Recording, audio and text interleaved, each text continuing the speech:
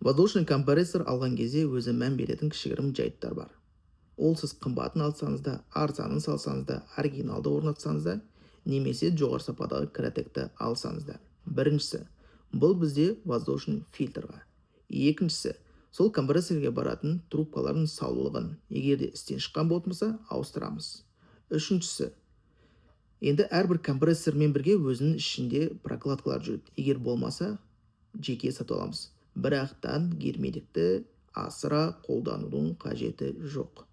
Төртіншісі, РДВ дейміз. Енді бұл бізде клапан, регулировка, давление воздуха.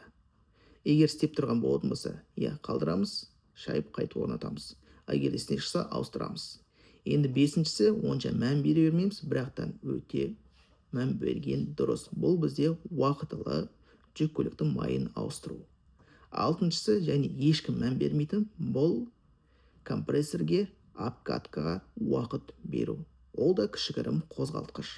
Ода да вал бар, ода да поршын бар. Кез келген жаңа зат сияқты, оғанда обкатка керек. Әсіресе хованың компрессорына. Егер де осы талаптарды орындаған болсаңыздар, онда Алла қаласа сіздердің алған воздушный компрессорлеріңіз ұзағынан жұмыс жасау қажет.